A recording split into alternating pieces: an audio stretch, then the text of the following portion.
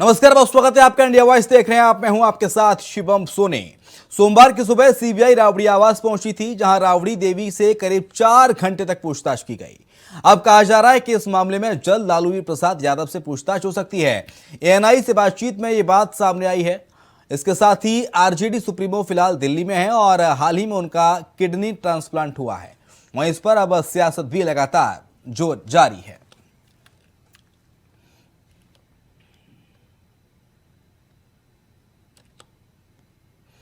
तो अब राबड़ी देवी से पूछताछ तकरीबन 4 घंटे तक चली। राबड़ी आवास पहुंची थी सीबीआई और ये पूछताछ हुई। अब खबरें ये भी हैं कि कल दिल्ली में लालू प्रसाद यादव और उनकी बेटी मीमांसा से पूछताछ सीबीआई की टीम कर सकती है। तो सीबीआई के रडार पर है लालू फैमिली और दिल्ली में लालू प्रसाद यादव से पूछताछ हो सकती है। आरजेडी चीफ लालू प्रसाद यादव से पूछताछ कल दिल्ली में हो सकती है। रजनी हमारे साथ जुड़ गई हैं ज़्यादा जानकारी के लिए पटना से। रजनी का रुख कर लेते हैं। रजनी, आज राबड़ी देवी से पूछताछ हुई, कल खबर है कि लालू प्रसाद यादव से पूछताछ हो सकती है। बिल्कुल, देखिए काफी लंबी चली सीबीआई की जांच पड़ताल।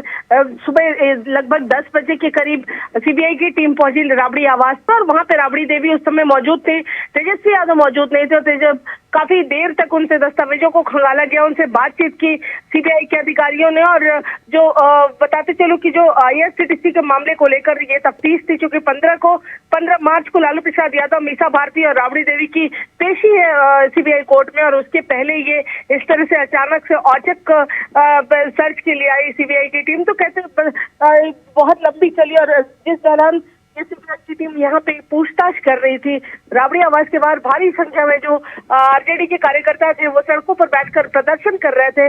और उसी दरमियान सिर्फ एक उनके वकील को जाते अंदर देखा गया, बाकी किसी का आना जाना सख्त बना था। बाहर काफी कड़े पहरे लगे थे और उस दरमियान तेज प्रताप यादव अंदर से निकलकर विधानसभा के ले गए। चूंकि विधान परिषद की जो कार्यवाही होती है वो थोड़ी देर से होती है, इसलिए राबड़ी देवी अभी निकली नहीं थी, तो उनसे काफी पूछताछ की गई। और पूछताछ के बाद बहुत देर से राबड़ी देवी आज विधान परिषद पहुंचे और वहां पर उनसे जब ये पूछा गया कि क्या कुछ सीबीआई के अधिकारियों ने उनसे पूछताछ की, तो उनका ये कहना था कि सिर्फ और सिर्फ परेशान करने के लिए आए थे।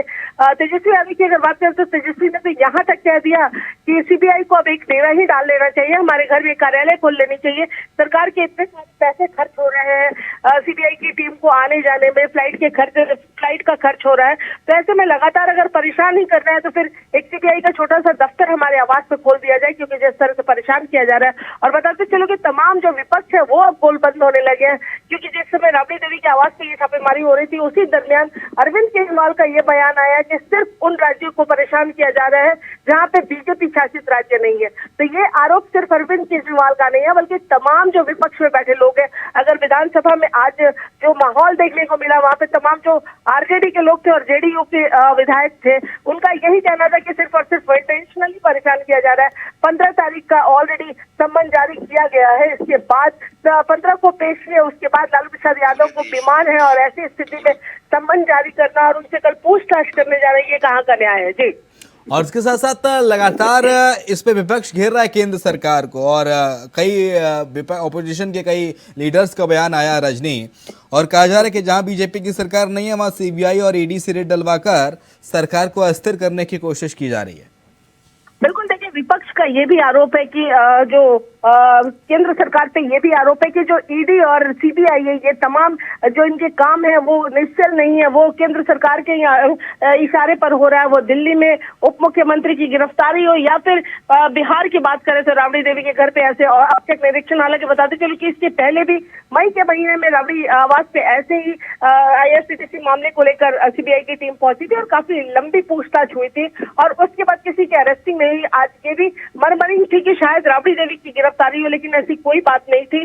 सीबीआई के जो अधिकारी थे उनका ये कहना था कि एक रूटीन जांच था और कुछ दस्तावेजों को खंगालने के लिए हम यहाँ पहुंचे हुए थे। हालांकि कोई आधिकारिक बाइट नहीं दी किसी ने, लेकिन हाँ ये जरूर है कि काफी आक्रोश में लालू परिवार दिखा। जितने आक्रोश में तेजस्वी उप मुख्यमंत्री तेजस्वी यादव थे, उतने ही आक्रोश में राबड़ी देवी देखिए। उनका ये कहना था कि सिर्फ और सिर्फ परेशान करने आए थे और परेशान करके चले गए।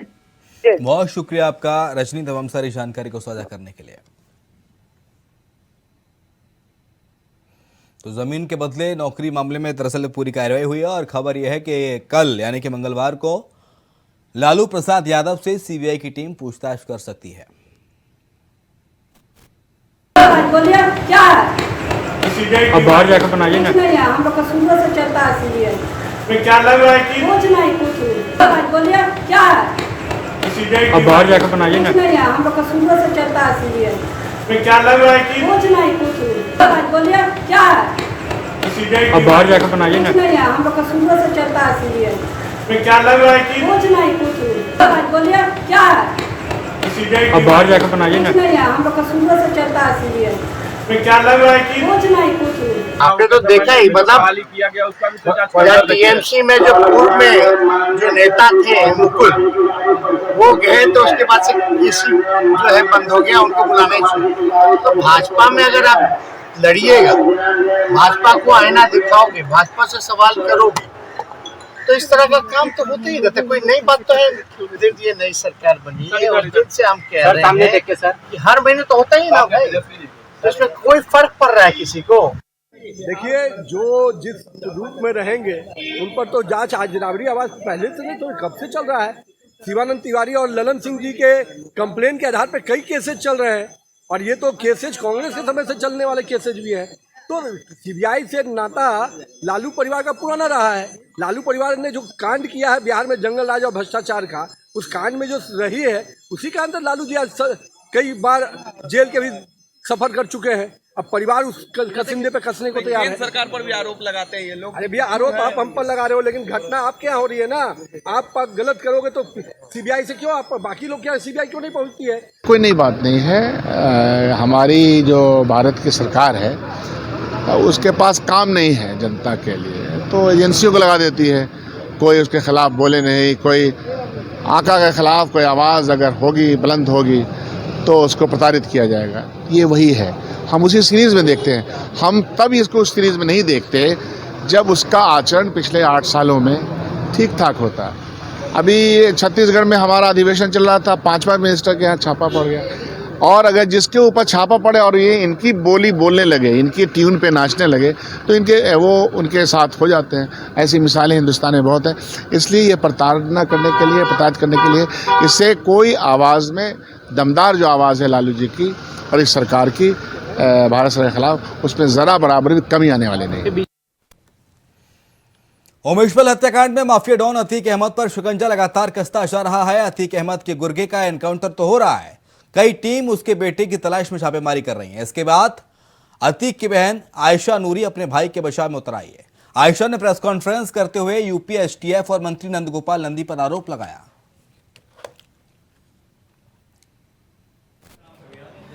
और पूरे विधायक रह चुके हैं, पूरे विधायक रह चुके हैं।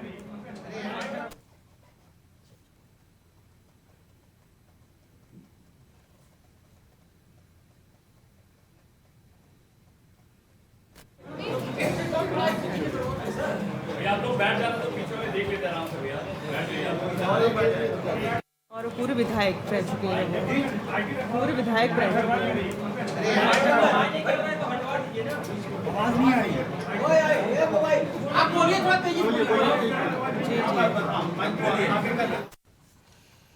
उधर यूपी के प्रयागराज में हुए उमेशपाल हत्याकांड में बड़ी खबर सामने आई है। इस हत्याकांड की साजिश जिस मुस्लिम हॉस्टल में बनी थी उसे सीज कर दिया गया है।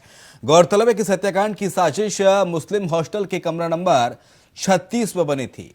सदाकत खान मुस्लिम हॉस्टल में गुलाम के साथ घटना का ताना बाना बुना था और 24 फरवरी को धूमनगंज के सुलेम सराय में घटना को अंजाम दिया गया।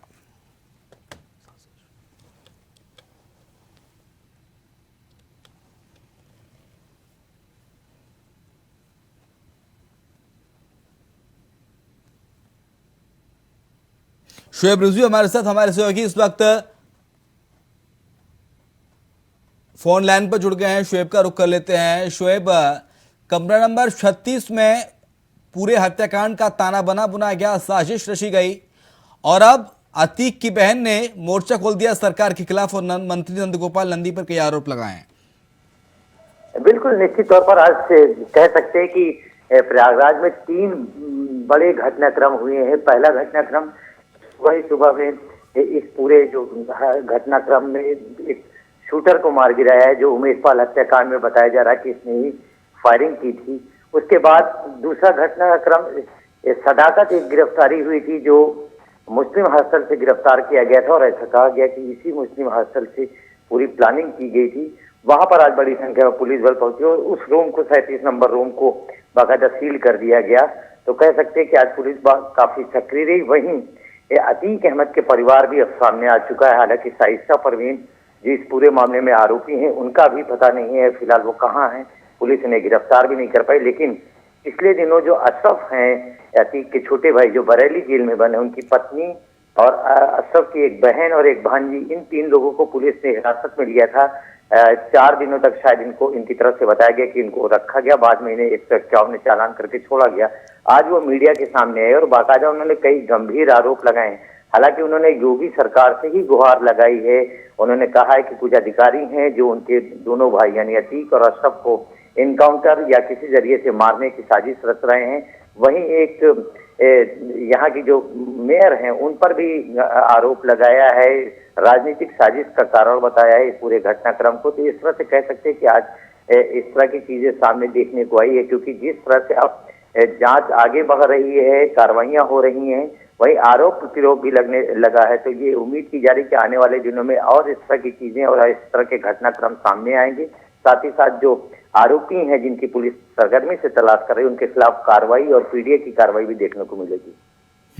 और इसके साथ साथ जिस कमरा नंबर 36 में इलाहाबाद विश्वविद्यालय के ये साजिश रची गई हत्या की, उस साजिश में और कौन कौन शामिल था? क्या पुलिस उन आरोपियों तक पहुंच चुकी है या सारे के सारे जो 7 शूटर थे वो सब कमरा नंबर 36 में ही थे या उनके अलावा और भी लोग थे?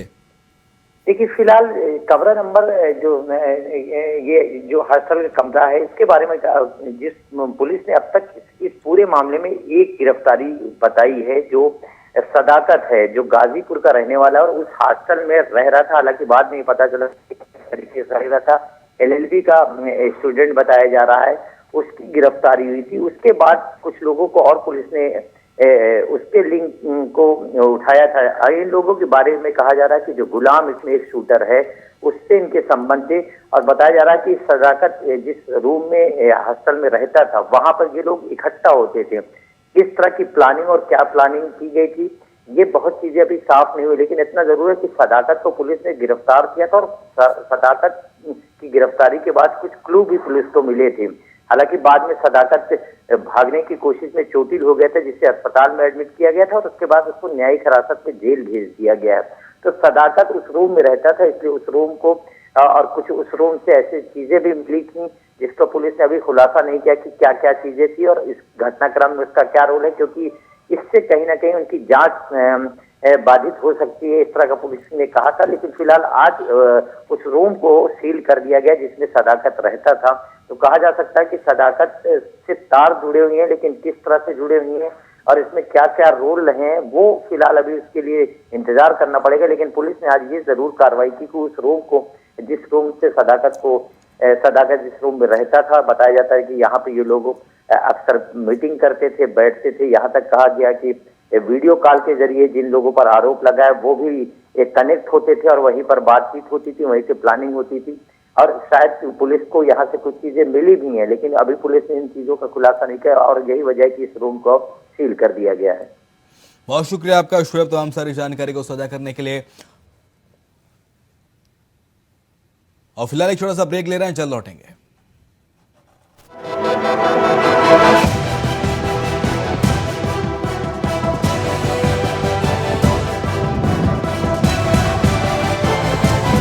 इंडिया बॉयज, आपकी सोच, आपकी आवाज।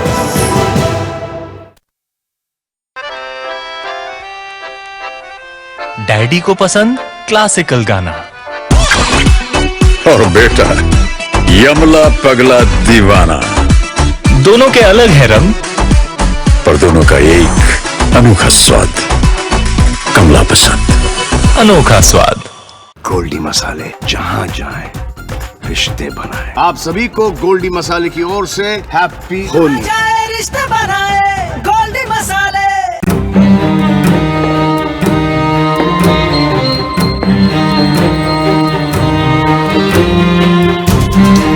कब तक आप ऐसे फ्यूचर का टेंशन लेकर चलते रहेंगे?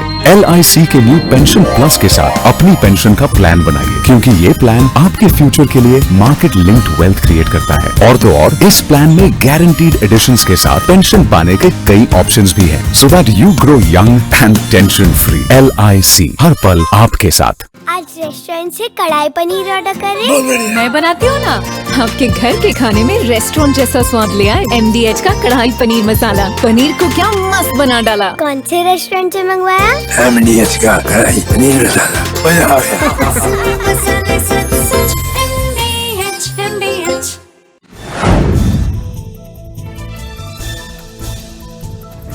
सीएम योगी ने किसानों को दी बड़ी सौगात, गन्ना किसानों को 77 ट्रैक्टर की मिली सौगात। सीएम ने अपने संबोधन में कहा, पहले फसल जलाने को मजबूर था किसान, आज किसान अतिरिक्त गन्ना पैदा कर रहा। हमने बंद चीनी मिलों को भी शुरू कराया, गन्ना किसानों के बकाये राशि का भुगतान किया। अतिरिक्त गन्ना यानी 100 क्विंटल पर हेक्टेयर अतिरिक्त गन्ना उत्पादन कर रहा है। और यही नहीं, 8 लाख हेक्टेयर अतिरिक्त भूमि पर गन्ना का दायरा बढ़ा है। हमने चीनी मिलें जो बंद थी,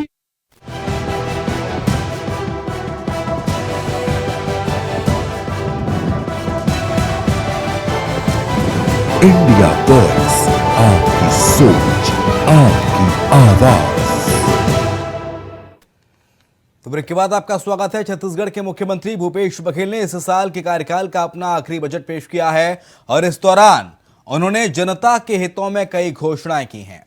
बजट सत्र के दौरान सीएम ने गोबर से पेंट किए हुए ब्रीफकेस का इस्तेमाल किया। बजट पेश करते हुए सीएम ने कहा कि हमारी सरकार में ग्रामीण अर्थव्यवस्था को काफी ज्यादा बढ़ावा दिया गया। लगातार बढ़ती हुई अर्थव्यवस्था की वजह से छत्तीसगढ़ के मॉडल के तौर पर इसे पहचान मिली। इसको भारत सरकार के द्वारा भी सराहा गया है। इस बजट में सीएम बघेल ने युवाओं के लिए 2500 रुपए मासिक बेरोजगारी भत्ते का ऐलान भी किया, साथ ही कई विकास योजनाओं को पंख दिए। छत्तीसगढ़ की राजधानी रायपुर से सटे ग्राम टेकरी में सरपंच के नेतृत्व में दारू भट्टी हटाने को लेकर रैली निकाली गई, जिसमें दारू भट्टी का घेराव कर धरना और प्रदर्शन किया गया। इस दौरान प्रदर्शनकारियों ने तहसीलदार को ज्ञापन सौंपा और तहसीलदार के आश्वासन के बाद धरना समाप्त किया।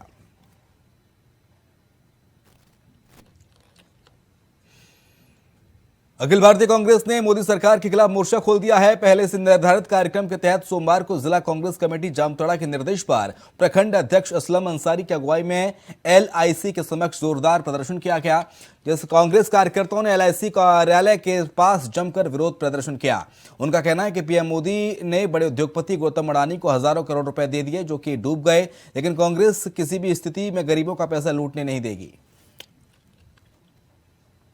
ये है कि हमारे भारतवर्ष में गरीब गुरुआ लोगों का ज़्यादा संख्या होते हुए बहुत मेहनत के द्वारा वो पैसा कमाते हैं, लेकिन आज पूरे विश्व में ये एक बहुत बड़ी मामला हो चुका है कि हिडनबर्ग के रिपोर्ट में देखा गया है कि गौतम अडानी का ग्राफ लगातार नीचे चलती जा रही है। एक तरफ किसके उधर रायबरेली के अंदर पुलिस को बड़ी सफलता हाथ लगी है। पुलिस ने एक चोरी करने वाले गैंग का खुलासा किया है और इस शातिर चोरों के पास से 13 मोबाइल फोन और एक लैपटॉप, 16,000 नकदी और एक 4 पहिया कार बरामद की है। दिनांक 1 मार्च को लालगंज तिराहे के पास मनोज मोबाइल सर्विस दुकान से सुबह 4:15 बजे के आसपास चोरी की घटना हुई थी, जिसमें 13 मोबाइल फ़ोन चोरी गए थे। वादी मनोज कुमार चौरसिया की तहरीर पर कोतवाली नगर में एक अभियोग पंजीकृत किया गया। अभियोग पंजीकृत होने के पश्चात कोतवाली इंस्पेक्टर और चौकी इंचार्ज। बात रायबरेली की, जहां पर रेलवे ट्रैक के किनारे आधा दर्जन कटे गौवंशों का अवशेष मिला है, जिसके बाद से इलाके में हड़कंप की स्थिति है। बताया जा रहा है कि इन गौवंशों की मौत ट्रेन जानकारी के मुताबिक जिले में आवारा मवेशियों की भरमार है, जिसके चलते इस तरह की सड़क दुर्घटनाएं बढ़ रही हैं। इन मवेशियों की सुरक्षा के लिए जिले में बनी गौशालाएं भी फेल साबित हो रही हैं।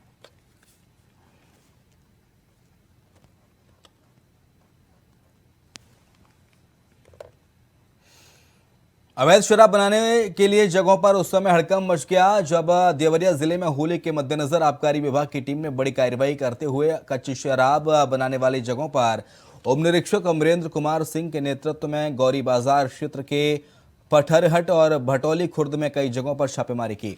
इस छापेमारी में 50 लीटर कच्ची शराब के साथ ही करीब 600 किलो लहन बरामद किया गया।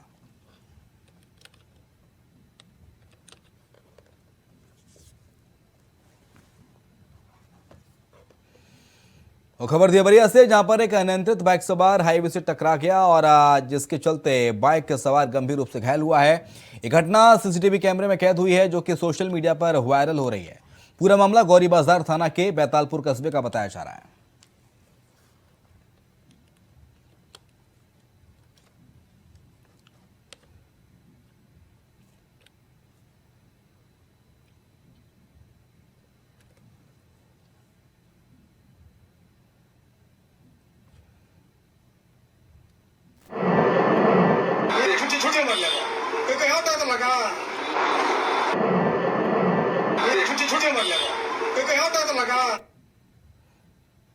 उधर हरदोई में करंट की चपेट में आने से एक बुजुर्ग की मौत हो गई, जिसके बाद आनंद फानंद में जिसे अस्पताल ले जाया गया, डॉक्टरों ने बुजुर्ग को मृत घोषित किया है।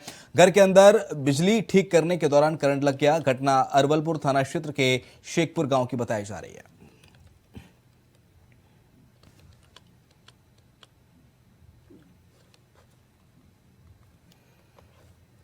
हमीरपुर जिले के राट कोतवाली पुलिस ने 4 अंतर जनपदीय वाहन चोर गिरफ्तार किए हैं। उनकी निशानदेही पर पुलिस ने 10 बाइक और असलाह बरामद किया है।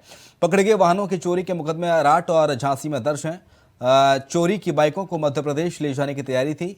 पूरे मामले में बहादुरी का काम करने वाले टीम के सदस्यों को एसपी ने 10,000 का इनाम दिया।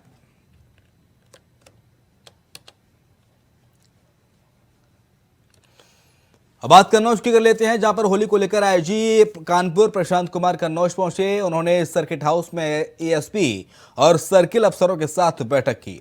होली और शब बारात की तैयारियों को लेकर समीक्षा की गई, जिसके बाद कोतवाली का निरीक्षण और इत्र नगरी का गश्त भी किया गया।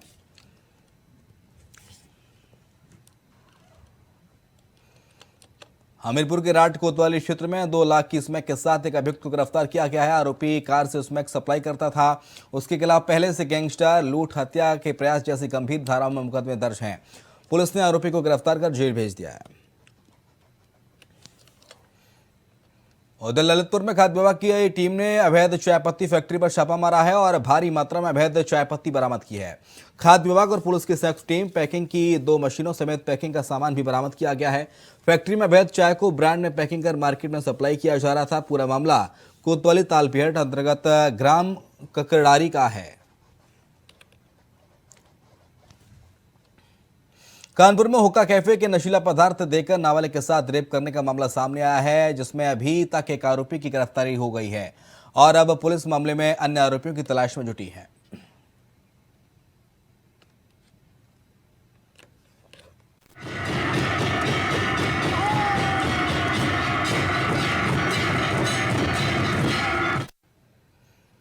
बुलेटिन में इतना ही, खबरें लगातार जारी हैं।